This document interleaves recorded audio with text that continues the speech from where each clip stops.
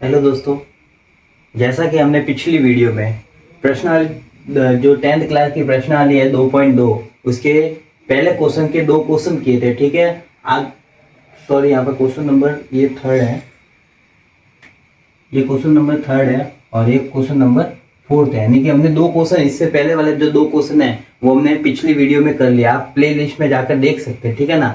और आज हम इन आगे वाले दो क्वेश्चन को सॉल्व करेंगे और अच्छी तरीके से, यानी कि बहुत ही शॉर्ट तरीके से, जो कि एकदम जल्दी से आपको समझ में आ जाए उस तरीके से हम इसको सॉल्व करेंगे। ठीक है, तो अब हम इसको सॉल्व करते हैं। ठीक है, तो देखो पहला क्वेश्चन क्या है। देखो क्वेश्चन पहले आप तो पढ़ लो जो लिखा हुआ है। निम्न द्विघात बहुपद के शून्य ज्ञात कीजिए और शून्यों को तथा गुणांकों के बीच के संबंध की सत्यता की जांच कीजिए। ठीक है, तो उसमें पहला क्वेश्चन है 6x² माइनस 3 माइनस 7x। ठीक है, तो इस क्वेश्चन को हमको क्या करना है, सॉल्व करना है। ठीक है, यानी कि हमको इसका एक तो शून्य निकालना है, दूसरा हमको क्या करना है, गुणांकों और शून्यों में जो संबंध होता है, यानी अल्फा प्लस बीटा जो वाला जो संबंध होता है, अल्फा इंटू बीटा और अल्फा प्लस बीटा वाला, वो हमको उसके सत्यता की जांच करनी है कि वो संबंध सही है या नहीं है। ठीक है, तो हम इसको सॉल्व करेंगे। ठीक है, तो इसको सॉल्व के पहले तो हमको पता होना चाहिए कि बहुपद यानी कि जो द्विघात बहुपद होता है उसका व्यापक रूप क्या होता है। तो व्यापक रूप द्विघात बहुपद का जैसा कि आप जानते ही होंगे क्या होता है, ax² प्लस bx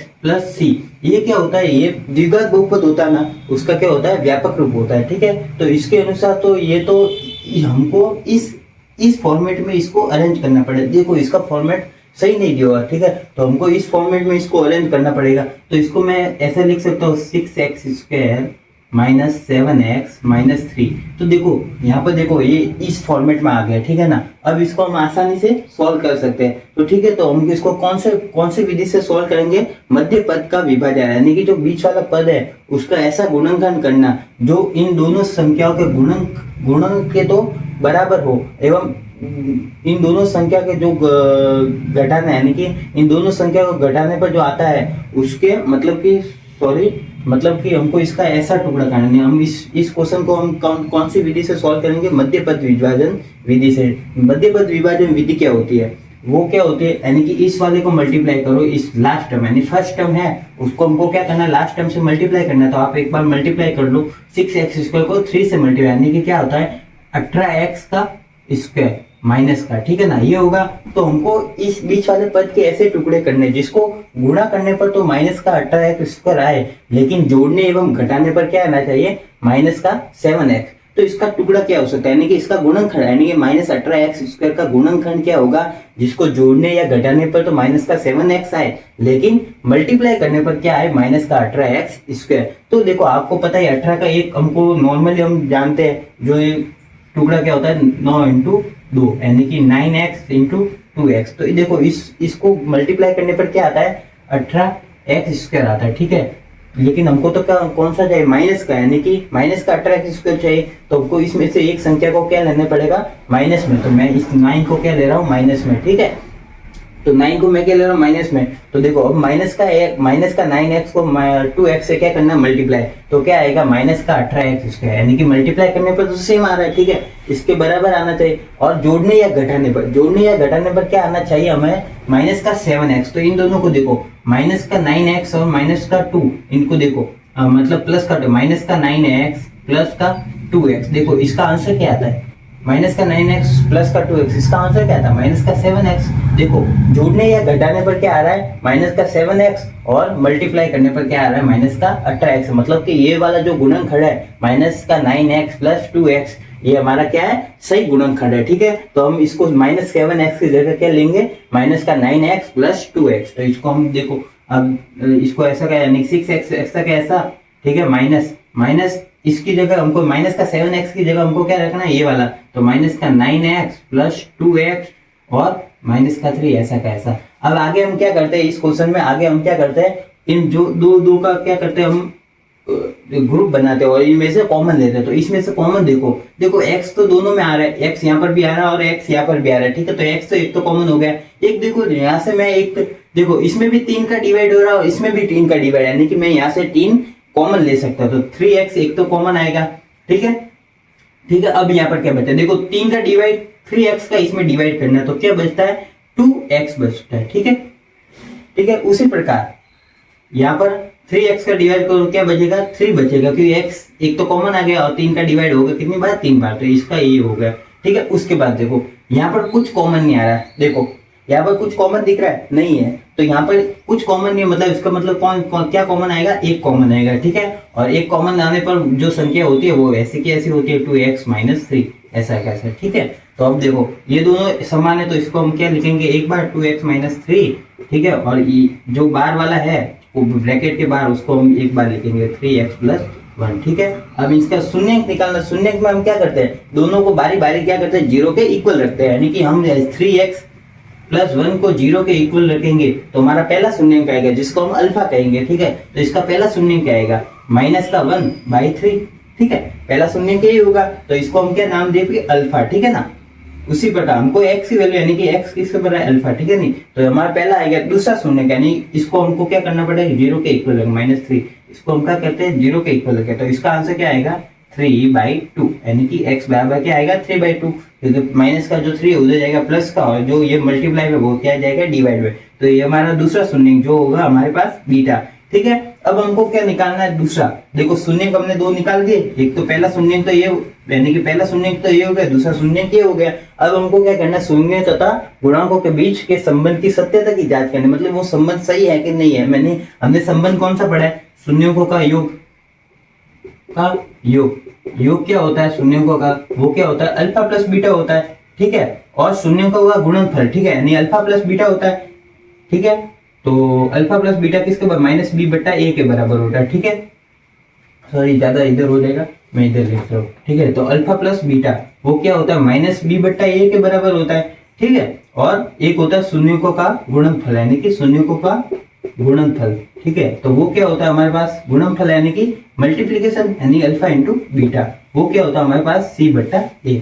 तो ये हमको प्रूव करना है कि ये सही है, मतलब कि ये जो संबंध है वो सही है कि नहीं है। तो हमको क्या करना है, ए बी और ए क्या है, ए जो इसका व्यापक रूप है उस हिसाब से इसकी दोनों की तुलना करेंगे तो इसके गुणांक आ जाएगा, यानी कि जो ए है हमारा, जो ए होता है वो x² का गुणांक होता है, और जो b होता है वो x का गुणांक होता है। तो वो वाला हमको इसमें देख के लिखना है। तो शून्यों का योग यानी कि अल्फा प्लस बीटा बराबर -b/a, इसको हमको पहले प्रूफ करें, इसको करेंगे, फिर उसके बाद बारी से इसको प्रूफ करेंगे। तो अल्फा का मान हमारे पास क्या था, -1/3। ठीक है, प्लस बीटा का मान हमारे पास क्या था, 3/2। ठीक है, और -b हमको देखो हमने जो फॉर्मेट में जो किया था ये वाला, तो यहाँ पर -b का मान हमारे पास क्या है, यानी कि -7 तो जो b का मान है, और जो फॉर्मूले का जो माइनस है वो यहाँ पर ऐसा का, a का मान कितना है 6। ठीक है, तो यहाँ पर अब देखो मैं इसको यहाँ पर कर रहा हूँ। ठीक है, यहाँ पर एलसीएम क्या आएगा, देखो एलसीएम क्या है, यहाँ पर इन दोनों का एलसीएम है, इसको सॉल्व कर रहा हूँ तो यहाँ पर एलसीएम कितना आएगा, इसका एलसीएम आएगा 6। ठीक है, तो एलसीएम वाला आपको सॉल्व करना आता ही होगा, नहीं आता तो देख लो। हमको क्या करना है, जो ये वाले इसका जो हर है, यानी कि जो हर है उसको इसमें डिवाइड करना है, यानी कि कितने आंसर जो आता है उसको ऊपर वाले यानी कि इसके अंश से क्या करते हैं, मल्टीप्लाई करते हैं। तो 3 का डिवाइड करो 6 में, कितनी बार 2 बार, 2 को ऊपर मल्टीप्लाई -1 से, यानी कि माइनस का 2 और उसके साथ प्लस, यानी कि 2 का मतलब 3, तो यहाँ पर कितना आएगा 3 को ऊपर मल्टीप्लाई करना है, यानी कि 9। ठीक है, और बराबर में क्या है 7/6। ठीक है, अब इसको सॉल्व करो, इसका आंसर क्या आएगा ऊपर 7/6, और यहाँ पर क्या आ रहा है 7/6, यानी कि ये हमारा क्या है बराबर है। ठीक है, यानी कि शून्यों का योगफल बराबर है। अब शून्यों का क्या करेंगे, गुणनफल। तो गुणनफल देखो क्या है हमारे पास, फिर से अल्फा का मान कितना -1/3, और इंटू बीटा का मान क्या है 3/2। उसी प्रकार सी यानी सी हमारे पास क्या है, सी देखो यहाँ पर देखो -3/a का ये हमारे पास है 6। ठीक है, अब देखो इसको सॉल्व करो, 3/6 यानी -3/6 बराबर -3/6 है। देखो ऊपर वाले को ऊपर वाले से मल्टीप्लाई, नीचे वाले को नीचे वाले से मल्टीप्लाई, देखो ये भी बराबर आ गया। मतलब इस क्वेश्चन में हमारे क्या होगा, ये सत्यता की जांच होगी, जो शून्यंक तथा गुणांकों के बीच संबंध है, जो संबंध है उसकी सत्यता की हमने जांच की, ये योगफल का और यहाँ पर गुणनफल है। ठीक है ना, ठीक है, उसी प्रकार हमको इस क्वेश्चन को सॉल्व करना है। ठीक है, तो इस क्वेश्चन को मैं आपको शॉर्ट फॉर्म में, जगह कम है इसलिए मैं आपको शॉर्ट फॉर्म में बता रहा हूँ, यानी कि कितना जल्दी, मतलब कि इसमें हमने टाइम इसलिए ताकि आपको समझ में आए, इसमें हम इतना टाइम नहीं लेंगे। देखो इसको क्या करना है, डायरेक्ट 2 पद है तो डायरेक्ट इसमें से कॉमन लो, इसमें से कॉमन क्या आ रहा है, देखो यहाँ पर 4 एक तो कॉमन आ रहा है। ठीक है, और यहाँ पर u भी कॉमन आ रहा है। ठीक है, तो 4u का इसमें डिवाइड, यानी 4u का इसमें डिवाइड करो, क्या आएगा u ठीक है, प्लस यहाँ से 4u का डिवाइड को क्या आएगा 2, ठीक है। तो यहाँ पर अब देखो ये हमारे पास, इसको कॉमन ले, दो पद है इसलिए हमने डायरेक्ट कॉमन लिया, ठीक है। तो ये हमारे पास ये आया। अब इसको क्या हमको शून्य निकालना, मतलब इसको और इसको क्या करेंगे, बारी बारी जीरो के इक्वल रखेंगे तो इसका शून्य का आ जाएगा। तो 4u बराबर हम क्या करेंगे, जीरो के इक्वल रखेंगे। तो यहाँ पर u बराबर कितना आएगा, 0, ठीक है। पहला शून्य क्या हो गया, यानी अल्फा ये हो गया हमारे पास, ठीक है। उसके बाद दूसरा शून्य यानी बीटा निकालेंगे। बीटा क्या होगा, इन दोनों को क्या करेंगे हम u के इक्वल रखेंगे, यानी मतलब जीरो के इक्वल रखेंगे, ठीक है। तो इसको जीरो के इक्वल रखा, यानी कि क्या आएगा यहाँ पर u बराबर हमारे पास क्या आएगा, -2, यानी ये दूसरा शून्य यानी बीटा हमारे पास आ गया, ठीक है। अब हमको क्या करना है, गुणांकों और शून्यों के बीच सत्यता की जांच करनी है, यानी कि ऐसा का ऐसा करना है। तो अल्फा प्लस बीटा यानी कि शून्यकों का योग क्या होता है, वो का योग वो क्या आता है हमारे पास, अल्फा प्लस बीटा होता है। वो क्या आता है, -b बट्टा ये होता है, आपको ये तो पता ही होगा। अल्फा का मान कितना है, अल्फा का मान यहाँ पर 0 प्लस बीटा का मान देख लो -2, तो यहाँ पर क्या आ रहा है, और -b का मान क्या है, b क्या होता है, b क्या होता है, जो मतलब कि जो u यानी कि जो u का गुणक, यानी कि जो यहाँ पर अगर यहाँ पर देखा तो हमने क्या देखा था, x का गुणक। तो यहाँ पर हम कौन सा लेंगे, u का गुणक, यानी जो मतलब जिसकी कोई घात नहीं, मतलब जिसकी घात 1 है, जो चर राशि जिसकी घात 1 है उसका गुणांक हमारे पास क्या आएगा, b आएगा। तो b का मान यहाँ पर कितना है, प्लस का 1, ठीक है नहीं। तो यहाँ पर -8 और a का मान यानी कि जो ये वाला होगा इसके का मान तो 4, ठीक है। तो यहाँ पर क्या है, -2, ये तो -2 हो गया, और यहाँ पर भी कौन सा है, क्या होगा, -2, ठीक है। तो ये हो गया हमारे शून्यकों का योगफल के गुणांकों, और इनमें तो संबंध सत्यता की जांच हो गई। अब दूसरा क्या होता है, शून्यकों का गुणनफल, ठीक है। तो शून्यकों का गुणनफल क्या होता है,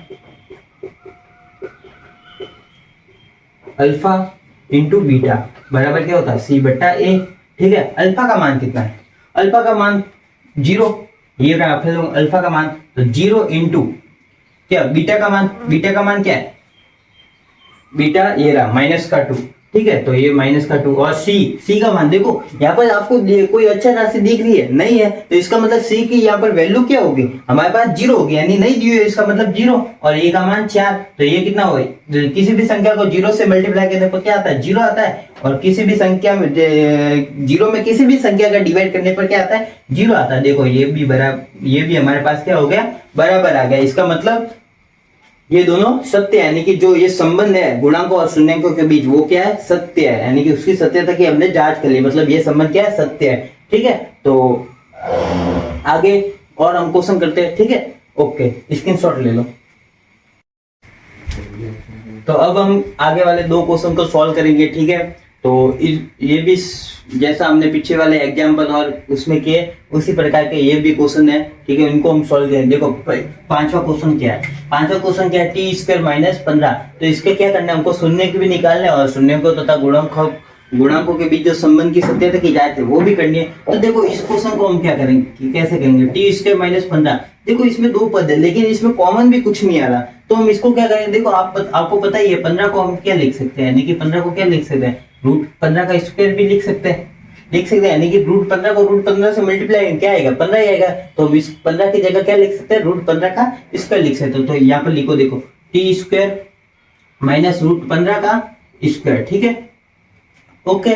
तो अब इसको कैसे सॉल्व करें, देखो यहाँ पर एक सरल समीकरण बन रही है a² - b का स्क्वायर। तो हम इसको क्या लिखते हैं, a + b, और क्या लिखते हैं दूसरा इंटू a - b, ठीक है।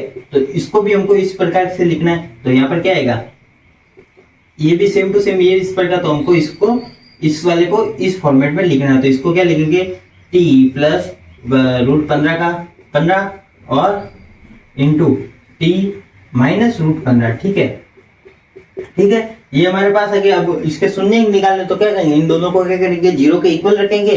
तो यहाँ पर t प्लस √15 बराबर 0, क्या आएगा, √15 उधर जाएगा, क्या आएगा, माइनस का √15, ठीक है। तो यहाँ पर क्या आएगा, t बराबर माइनस का √15, ठीक है। उसी प्रकार ये हमारे पास पहला शून्य का आएगा, तो ये किसका मान है, हमारे पास अल्फा का मान, ठीक है। उसी प्रकार t माइनस √15 बराबर 0, ठीक है। दूसरे वाले को हमने क्या 0 के इक्वल रखा, तो यहाँ पर क्या आएगा, t बराबर क्या आएगा, प्लस का √15, ठीक है। तो ये हमारे पास दूसरा शून्य का है, यानी कि जो हमारा दूसरा शून्य क्या होता है बीटा, तो ये बीटा का मान आ गया। ठीक है, तो दो शून्य तो निकल गए। अब हमको क्या करना है, शून्य को तथा गुणांकों के बीच संबंध की सत्यता की जांच करनी है। ठीक है, तो शून्य को गुणांकों के बीच संबंध क्या होता है, शून्यों का योग शून्यों का योग क्या होता है हमारे पास, अल्फा प्लस बीटा। योग का मतलब क्या होता है, दोनों शून्यों को जोड़ना, तो अल्फा प्लस बीटा हमारे पास क्या आता है, और गुणांकों में इसमें संबंध क्या है, माइनस बी बट्टा ए। ठीक है, तो अल्फा प्लस बीटा यानी कि अल्फा का मान क्या है, माइनस का रूट 15। ठीक है, अल्फा का मान माइनस का रूट 15 और बीटा का मान क्या है, प्लस का रूट 15। ठीक है, तो इन दोनों को जोड़ो और इधर माइनस बी का मान क्या है, बी हमारे पास क्या है, बी देखो यहाँ पर x यानी कि जो अगर यहाँ पर x स्क्वायर इस फॉर्म में होता है, यानी कि a x square plus b x इस फॉर्म में होता है, तो b का मान क्या होता है, यानी कि जो b का मान क्या होता है, जो x का गुणांक है, यानी वो अक्षर राशि जिसकी घात 1 है उसका गुणांक। तो यहाँ पर कोई ऐसी अक्षर राशि नहीं है जिसकी घात 1 है, तो यहाँ पर b का मान यहाँ पर क्या आएगा 0। तो b का मान यहाँ पर क्या है 0 और a का मान कितना है, a का मान यानी टी स्क्वायर का गुणांक, तो टी स्क्वायर का गुणांक क्या है 1, तो यहाँ पर क्या आएगा 0 और रूट 15 में से यानी कि रूट माइनस के रूट 15 और प्लस के रूट 15 ये दोनों कट जाएंगे, तो यहाँ पर क्या बचेगा 0 बचेगा। ठीक है, तो ये तो हमारे पास प्रूफ हो गया, ये तो दोनों बराबर है। अब हम क्या करेंगे, शून्यों का गुणनफल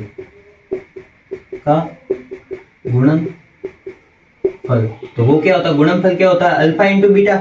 ठीक है, वो हमारे पास क्या होता है सी बट्टा ए होता है। ठीक है, तो अल्फा का मान क्या है माइनस का रूट 15।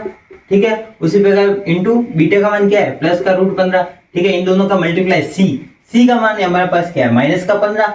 ठीक है, तो माइनस का 15 और ए का मान आपको पता ही है टी स्क्वायर का गुणांक होता है, तो वो कितना है 1। तो इन दोनों को मल्टीप्लाई करने पर क्या आएगा माइनस का 15 आएगा, और इस प्रकार यहाँ पर 1 का डिवाइड माइनस 15 में करें तो माइनस का 15 भी आएगा। ठीक है, तो ये भी हमारे पास क्या हो गया बराबर। तो ये देखो हमने शून्य भी निकाल के दिए और इनके शून्य को तथा गुणांकों के बीच जो संबंध की सत्यता की जांच है वो भी इस क्वेश्चन में हमने कर ली। ये क्वेश्चन आपके लिए होमवर्क होगा, ठीक है, जो आपको सॉल्व करना है। ठीक है, और आगे की जो वीडियो आएगी उसमें हम क्या करेंगे, इस 2.2 प्रश्नावली है उसका हम दूसरा क्वेश्चन सॉल्व करेंगे, जो जिसमें हमको जो शून्य को से हमको क्या करना है बहुपद का निर्माण करना है, जैसे कि हमने पीछे वाली वीडियो में हमने एग्जांपल लिए थे उन हिसाब से। ठीक है ना, तो बने रहे हमारे साथ इस वीडियो में, और आपको अगर 10th बोर्ड की तैयारी करनी है तो आप हमसे जुड़ सकते हैं। ठीक है, ओके, धन्यवाद।